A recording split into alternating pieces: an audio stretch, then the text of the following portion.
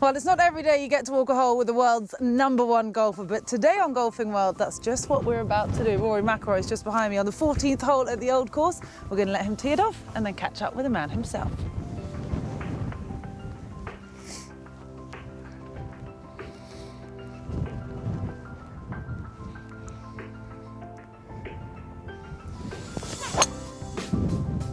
.618-yard par 5. You'll get on in two. They're easy peasy, won't you? With the win today, yes, definitely. I don't think that should be a problem for most of the guys in the field this week. Rory, it's an absolute delight to talk to you. Thank you for letting us join you for a hole here. No problem.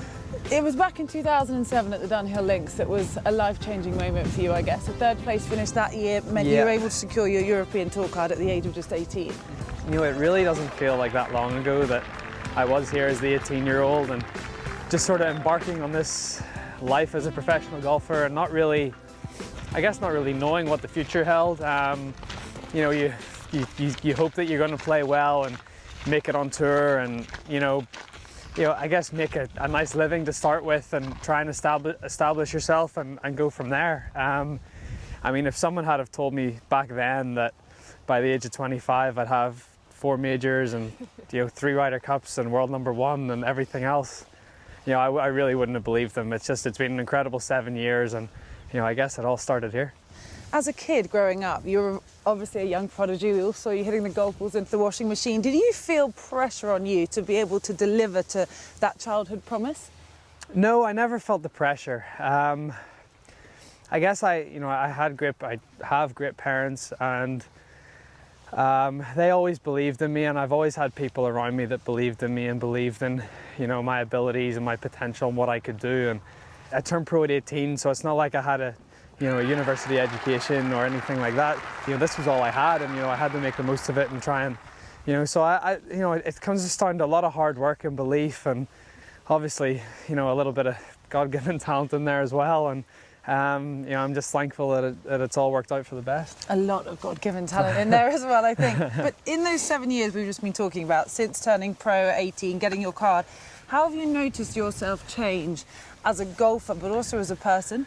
Yeah, I mean, as a golfer, definitely more experienced. I've learned to hit a lot of different shots, and I've learned to play in different conditions, and and that just comes with experience, playing in different climates, different courses, being in different situations, with pressure on you, trying to win tournaments. And as a person, my life has changed dramatically, obviously.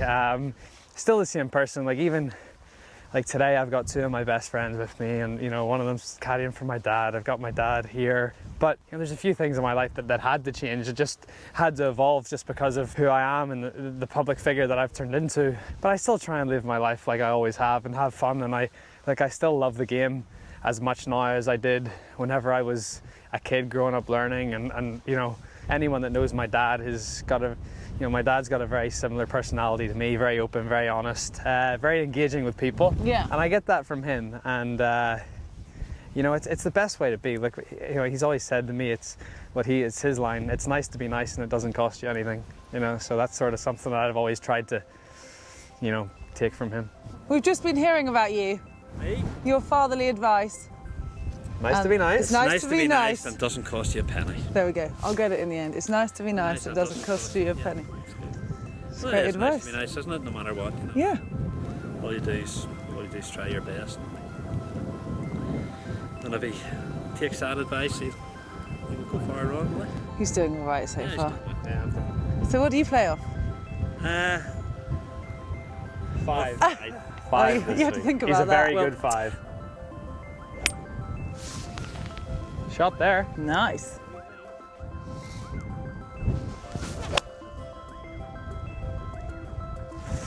Didn't quite hit it that good. It's obviously been a fantastic year for you, 2014, but I just want to go all the way back to March, to the Honda Classic, to that Sunday, don't kill me. That's okay, it's fine. The double on 16, the bogey on 17, but then that amazing shot on the 72nd hole to set up the playoff with Russell Henley, but then didn't come out on top. I was playing well enough, but I just needed that extra little, 5% or 10% or whatever it was, just to get the job done. And even after that, after the Honda, there was a couple of months went by where I was playing well, but I'd have these bad run in 9 holes, and it would really, I'd still finish it. I'd finish top 10. It would be a good tournament, but it's not as good as you could do. Exactly. So, but the Honda was good. It was I took a lot of positives from it, knowing that I could pull shots off like the one you said on 18 when I really needed to. So, yeah. Even though it wasn't a win, it was definitely a step in the right direction. So you then went on to win the BMW PGA Championship at Wentworth after admittedly a very tough time, I imagine, off the course. But was that win a catalyst, I suppose, for what followed that summer of success?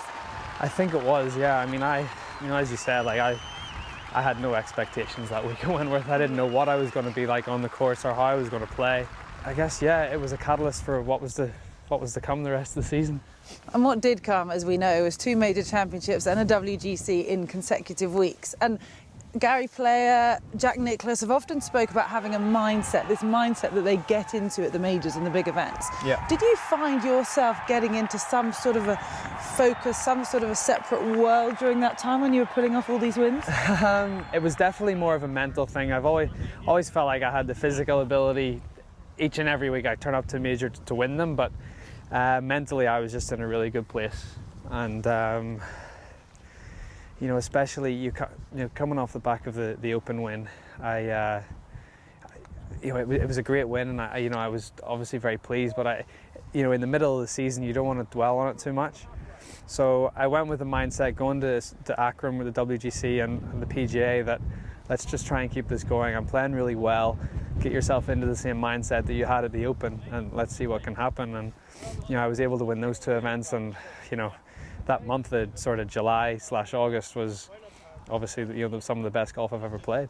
And just lastly, before you let you come and finish the hole, the Masters 2015, you're going to be going for the career Grand Slam. How much anticipation is there going to be in the book? I mean, obviously there's going to be so much media hype, but for you, for Rory, inside, how are you going to be feeling arriving at Augusta next year? I'll be feeling confident arriving at Augusta. To win all 4 majors by the age of 25 would be, unbelievable. And if I were to win, then going to the US Open, trying to hold all 4 at one time would be incredible. So there's going to be a lot of hype, there's going to be a lot of attention, but it's something that I'm looking forward to, something that I'll relish and I'll embrace, and hopefully that I can handle it well and at least give myself a chance going into Sunday.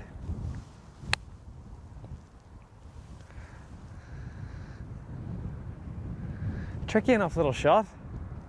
Putter maybe. That's alright, it's fine. JB Carr, always a putter from there. Always take the putter from off the green where you can, that's what I'm told. I'm not you, so things are very different. Thanks for the lesson there, Cara, thank you. Anytime you want some tips, Rory, I'm probably not the person to come to. Let's try and hold this one. Alright. Do you want to give me a read? For you, shall I? Do you want to give me a read, or? Well, oh God.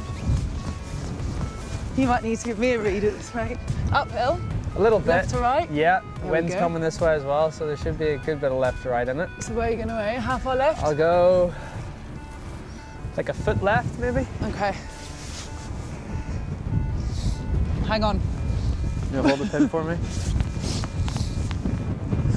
Right.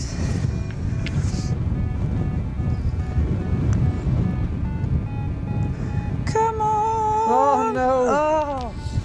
It's one of my dad's putts. Leave it short. He's not even heard you. Very nearly. Rory, thank you so much. An absolute pleasure to talk to you on Golfing World. Thank you. Thank you for joining us. As you can all see, he's not just the world's #1 golfer, he's a very nice guy as well. Thanks, Rory. Thank you.